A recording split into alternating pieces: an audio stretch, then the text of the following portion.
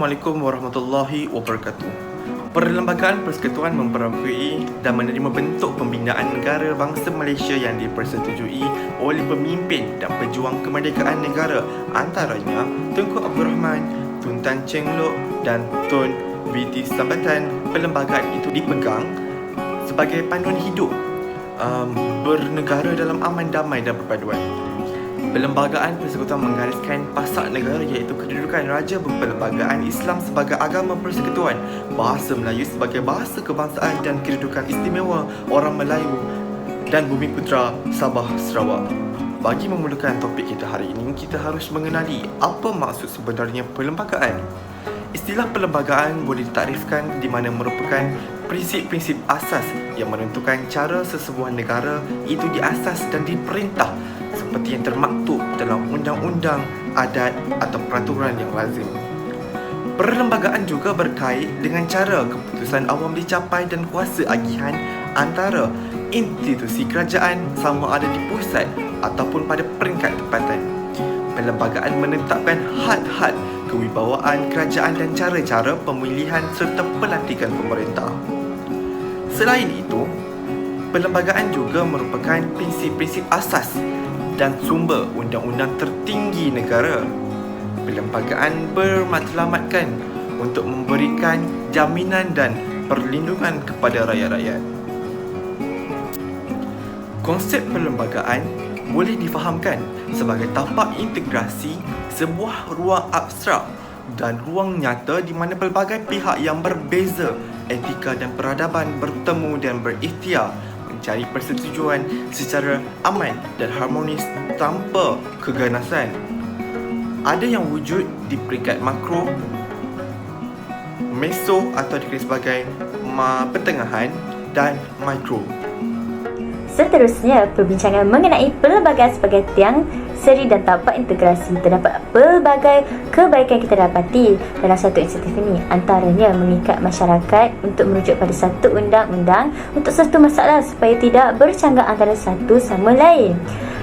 Contoh yang kita dapati ialah Fasal 152 iaitu Perlembagaan Persekutuan Tanah Melayu 1957 dan Perlembagaan Malaysia 1963. Disebutkan bahawa bahasa kebangsaan adalah bahasa Melayu dan akan kekal seperti yang diperuntukkan oleh Parlimen.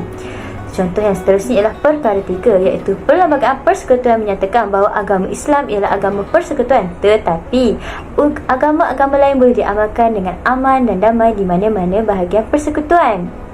Yang kedua ialah menjamin kestabilan politik dan sistem pentadbiran negara di mana penguatkuasaan Akta Majlis Keselamatan Negara MKN 2016 yang memperuntukkan badan yang dipanggil MKN membolehkan pihak kerajaan mengisytiharkan kawasan keselamatan, menjelaskan kuasa-kuasa khas pasukan keselamatan di kawasan keselamatan dan perkara-perkara yang berkaitan. Akta ini nampak berkesan ketika pengurusan kes penularan COVID-19 di Malaysia. Yang ketiga ialah menjamin keselamatan dan kesejahteraan rakyat di mana hak asasi rakyat seperti kebebasan bersuara dapat digunakan tetapi tertakluk kepada peruntukan Akta Hasutan dan beberapa akta lain. Ini membawa maksud walaupun setiap rakyat dibenarkan untuk meluahkan pendapat dan pandangan masing-masing, namun ia masih ada undang-undang di mana sekiranya berlaku unsur-unsur hasutan yang boleh menghuru-harukan keharmonian masyarakat, seseorang masih boleh diambilkan tindakan. Kebaikan yang terakhir ialah melindungi kepentingan semua kaum dengan jaminan keadilan sosial antara kaum. Contohnya, Perkara 149 berkenaan perundangan menentang perbuatan subversif, tindakan yang memudaratkan ketenteraman awam. Di bawah perkara ini disebut bahawa mana-mana perbuatan atau perkataan yang diutarakan yang mana boleh menimbulkan perasaan niat jahat, permusuhan antara kaum yang berlainan atau golongan penduduk yang berlainan yang mungkin menyebabkan keganasan, maka apa-apa peruntukan undang-undang itu yang bermaksud untuk menghentikan atau mencegah tindakan ini adalah sah walaupun peruntukan itu tidak selaras dengan mana-mana peruntukan perkara 5 kebebasan diri Perkara 9. Seterusnya ialah konsep keperluan dan penghayatan tapak integrasi. Tapak integrasi ialah sebuah ruang abstrak dan ruang nyata di mana pelbagai pihak yang berbeza etika dan peradaban bertemu dan berikhtiar untuk mencari persetujuan secara aman dan harmonis tanpa ada keganasan. Tapak integrasi ini juga wujud pada peringkat makro, pertengahan dan mikro. Integrasi juga merupakan satu proses penyatuan antara kumpulan manusia yang berbeza dari segi latar belakang, status sosial dan budaya untuk membentuk satu entiti yang mempunyai pegangan norma serta mengamalkan kehidupan bersama. Kini, saya bercakap tentang peranan kerajaan dalam tapak integrasi makro pertama ialah Perlembagaan Persekutuan.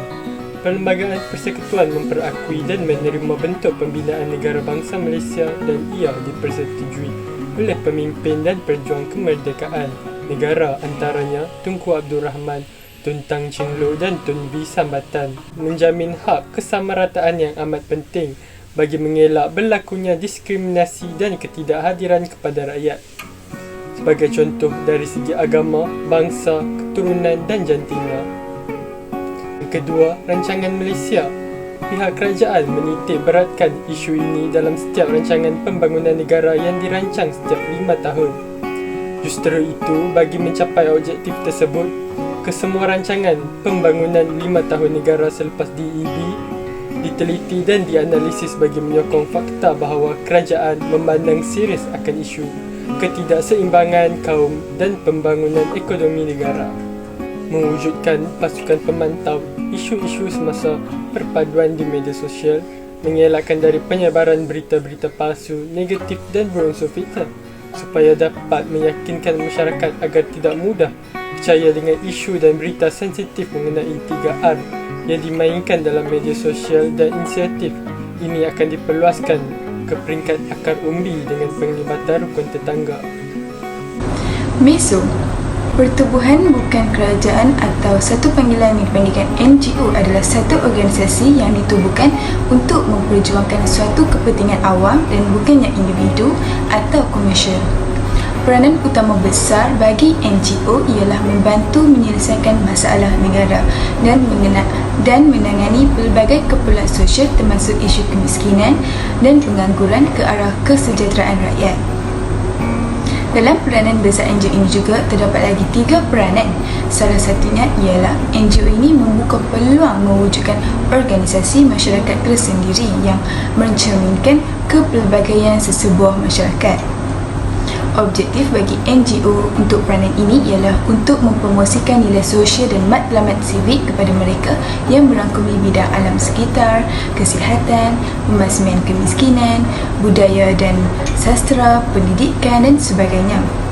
Peranan yang kedua pula ialah NGO ini mengisi ruang unik dan penting antara sektor swasta yang mementingkan keuntungan dan kerajaan yang mempunyai limitasi tertentu. Peranan yang terakhir ialah NGO ini membolehkan eksperimentasi dan perubahan sosial yang tidak dapat atau tidak akan dilaksanakan oleh sektor awam maupun swasta. Dengan ini, mari kita teruskan dengan mikro inisiatif akar umbi iaitu peranan rakyat terhadap street wedding. Sering kita menghadiri majlis perkahwinan saudara mara atau kenalan yang diadakan di taman-taman perumahan selain diadakan di dewan-dewan besar. Jika majlis perkahwinan yang diadakan di dewan besar ianya tidak menimbulkan masalah kepada masyarakat, memandangkan terdapat ruang yang khas beserta tempat letak kereta yang cukup. Namun, lain pula suasananya apabila majlis perkahwinan dilakukan di taman-taman perumahan. Ianya menimbulkan suasana yang sesak dan kawasan meletakkan kenderaan para tetamu sangat terhad dengan kehadiran ramai jemputan. Jika dilihat kepada peruntukan undang-undang dalam negara, ianya merupakan satu kesalahan mendiri dan menyelenggara sesuatu halangan di tempat awam. Sesetengah pengajar majlis melakukan majlis perkahwinan tanpa persetujuan dari pihak yang betul dan tidak mengikuti undang-undang yang ditetapkan. Oleh itu, mari kita bincangkan apakah peranan rakyat terhadap isu ini. Pernahkah anda dengar tentang rukun tetangga? Rukun tetangga merupakan salah satu inisiatif atau organisasi untuk orang ramai hidup dalam keadaan yang aman damai. Rukun tetangga merupakan salah satu program sukarela yang bertujuan untuk membantu dalam pembangunan masyarakat setempat di Malaysia. Rukun tetangga diperkenalkan pada tahun 1975 berikutan dengan kuat kuasanya peraturan-peraturan perlu Rukun Tetangga 1975. Rukun tetangga ini diwajibkan kepada mereka yang berumur antara 18 hingga 55 tahun. Komuniti rukun tetangga adalah sebuah organisasi yang ditubuhkan bagi tujuan menjaga keselamatan komuniti setempat. Terdapat beberapa peranan penting penumbuhan KRT iaitu komuniti rukun tetangga. Namun, saya akan kongsikan peranan yang berkait rapat dengan isu yang dipilih. Peranan KRT ialah meraihkan majlis keramaian. Majlis keramaian ialah majlis yang melibatkan ramai tetamu bagi menghargai dan menghormati seseorang dengan mengadakan jamuan besar-besaran, contohnya seperti majlis perkahwinan. Majlis seperti ini pastinya memerlukan kehadiran dan bantuan tenaga yang banyak. Justru kita dapat mengeratkan silaturahim antara satu sama lain. Selain itu, penduduk setempat dapat meningkatkan dan mengukuhkan semangat kejiranan, perpaduan, keharmonian, keselesaan, keamanan, keselamatan, kesejahteraan dan kualiti hidup dalam kalangan anggota masyarakat. Antara cabaran semasa berkaitan dengan perlembagaan, yang pertama yang kita harus tahu ialah isu pendidikan. Pada zaman penjajahan, tanah Melayu langsung tidak mempunyai dasar pendidikan yang jelas. Sewaktu zaman pemerintahan dan pemerintahan British, mereka telah melaksanakan sistem pendidikan yang berteraskan pendidikan Inggeris, di mana sekolah-sekolah adalah Inggeris ini mengajar mata pelajaran dalam bahasa Inggeris. Pihak Inggeris juga telah mewujudkan sekolah vernacular Melayu, vernacular Cina dan vernacular Tamil yang sudah pasti ianya telah menyebabkan masyarakat Melayu, Cina dan India dipisahkan mengikut sistem persekolahan dan hubungan antara mereka menjadi semakin renggang. Sekolah-sekolah vernacular ini mempunyai kepentingan tersendiri bagi setiap kaum atau etnik tersebut. Masalah untuk membentuk perpaduan menjadi bertambah rumit apabila pihak British tidak memainkan peranan dengan adil, terutamanya dari segi layanan yang setara kepada semua bangsa atau kaum. Namun, bermula tahun 2010, sistem pendidikan di Malaysia telah bergerak seiring dengan keperluan semasa kerana masyarakat juga turut berubah disebabkan oleh arus pemodernan dan globalisasi. Sehingga kini, Malaysia masih meneruskan kesinambungan sistem persekolahan lama dengan mengekalkan sekolah kebangsaan, sekolah jenis kebangsaan Cina dan sekolah jenis kebangsaan Tamil. Isu ini telah kerap kali dibincang dan diperdebatkan, namun akhirnya tiada jalan penyelesaian yang dilakukan. Secara kesimpulannya, apa yang kita boleh fahamkan tentang perlembagaan? Perlembagaan Malaysia merupakan undang-undang tertinggi negara. Perlembagaan Malaysia yang digubal menjadi garis panduan dalam sistem pemerintahan, sistem politik dan pentadbiran negara di samping memberikan jaminan perlindungan kepada rakyat. Perlembagaan merupakan tunjang kepada keamanan dan perpaduan kaum di Malaysia. Permufakatan sosial yang dipersetujui sewaktu menggubal perlembagaan merupakan persetujuan yang telah diterima oleh pelbagai pihak pada ketika itu. Oleh itu, ketinggian perlembagaan seharusnya dijunjung lagi mengekalkan keamanan dan kestabilan negara Malaysia. Itu sahaja dari kami. Sekian, terima kasih.